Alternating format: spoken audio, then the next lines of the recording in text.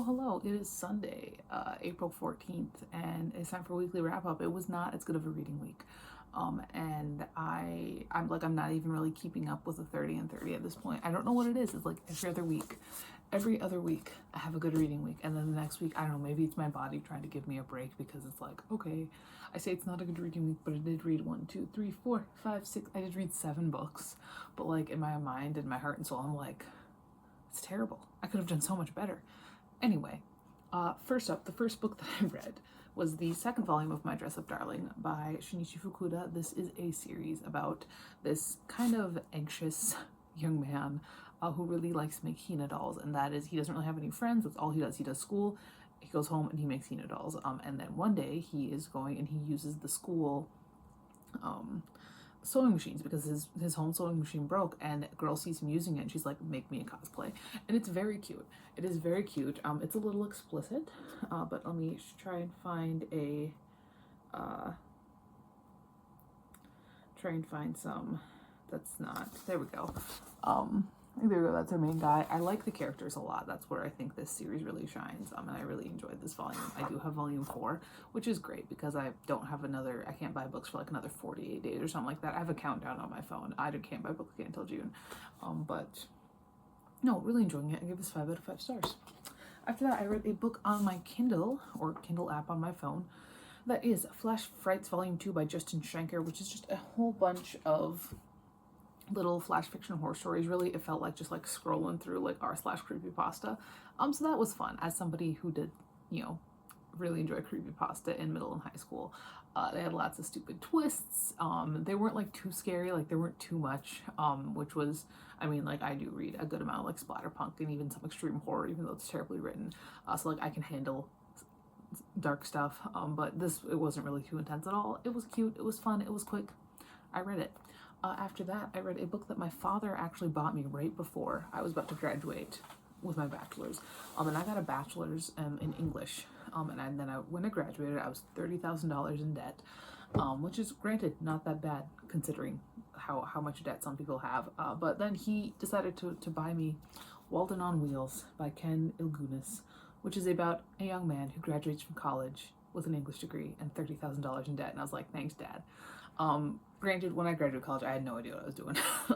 Like, I'm teaching now. I've been teaching for 4 years. I didn't graduate with an education degree. I just graduated with English. I had no idea what I was doing. This is about this young man who decides, he graduates and he's like, fuck it.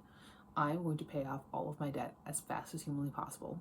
And then I'm going to go back to grad school. I'm not going to get in debt again. And really what we had was he searched for all of those kind of jobs where they will house you for free and feed you for free, so that he could put every penny of what he was making towards his debt.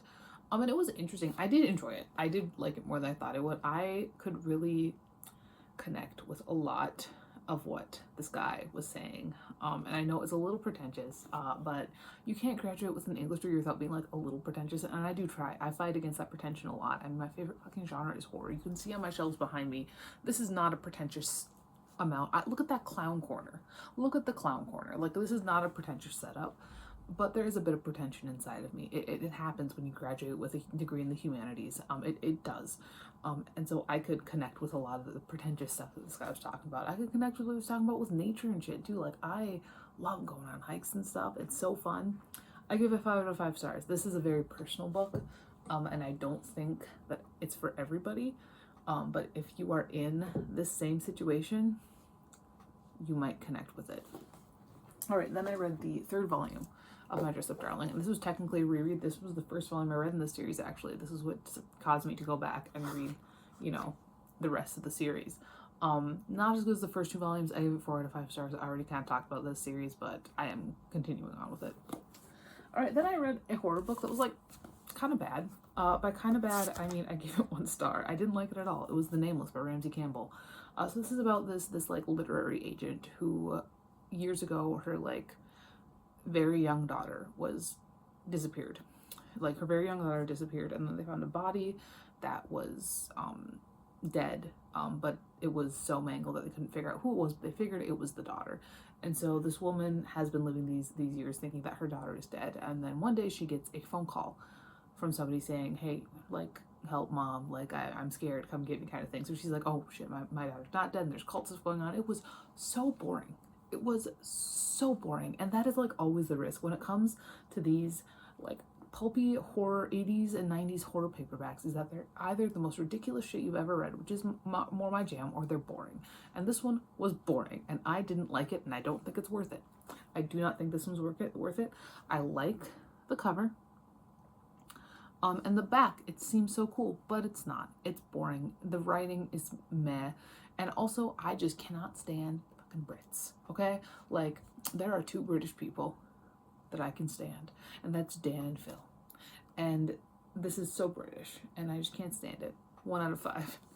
Then I had a reread that I really, really enjoyed. I read this book, I think, right out of high school, maybe a little bit out of college, maybe into college a little bit. I loved it. And then recently, I think this year even, I read the second book in the series. So it's been years. That's how I read series. It's years between books.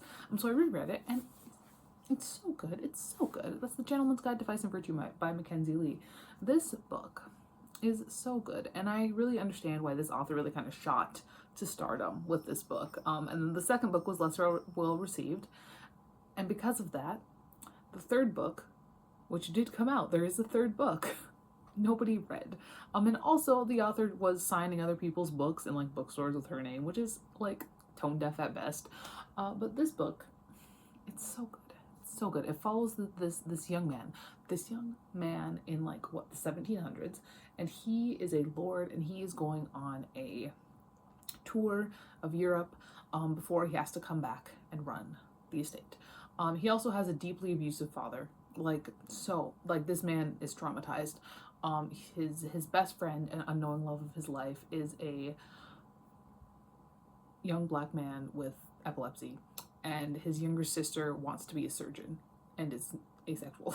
And there's a lot going on, and this boy just goes fucking through it. He just goes through it. Every chance that the universe has that can like injure this man, it will take. It's so good. There's humor, there's trauma. It's so much deeper than you think it's gonna be. I remember the first time I read this, I was like, oh geez, like I was expecting like a fun romp. I knew him and his best friend were gonna like get together. I knew he was super bi.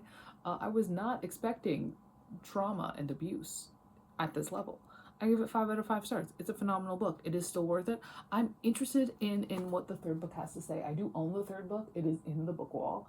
I'm interested to see how it is, because I didn't mind the second book. Like, it was fine. Like, Felicity's not as fun as Monty is, but she's just a different kind of character, you know.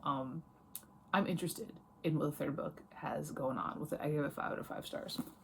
And the last book I read this week was the first volume of The Promised Neverland by Kaiu Shirai, and I was not expecting to like this as much as I did.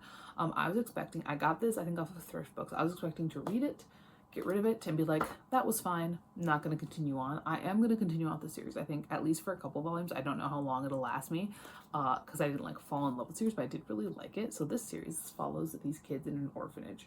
The 3 oldest kids are just about 12 years old, and really, they live, you know, a fine life. They have to take these tests every day. They're, you know, they're fed, they're clothed, they're having a good time. They all love their orphanage mom, but nothing is as it seems. And I don't want to spoil it, because I was completely blindsided by this, and I was not prepared.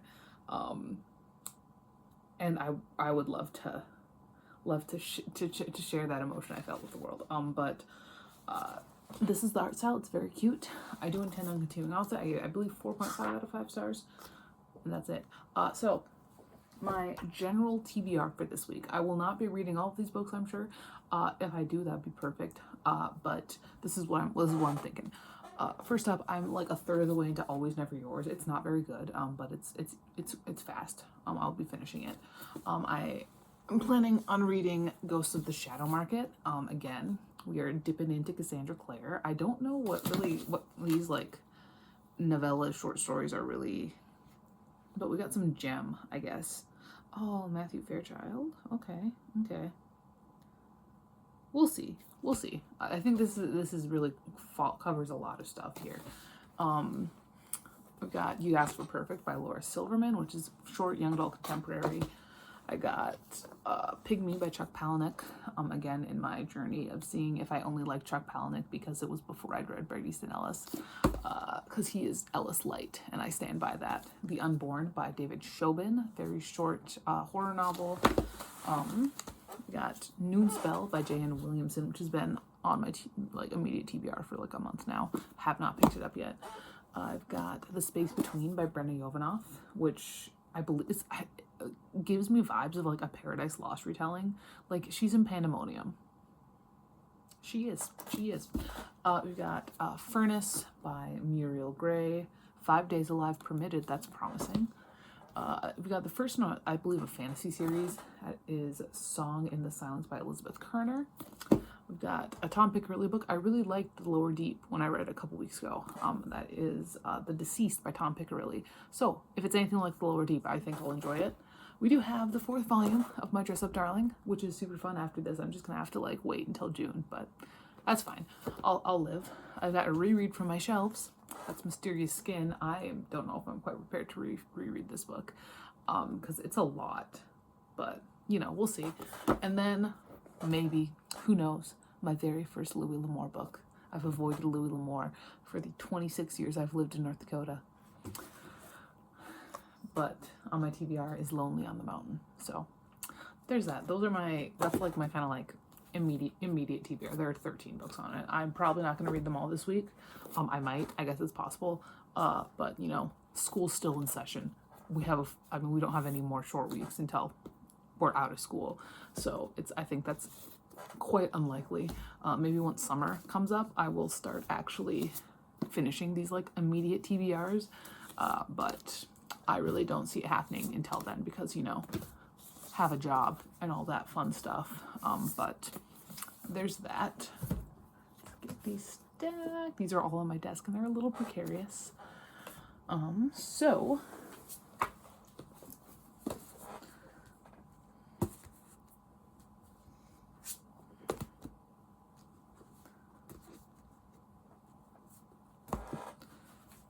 these are the books I read this past week. That is all for today. I will talk to you later, and goodbye.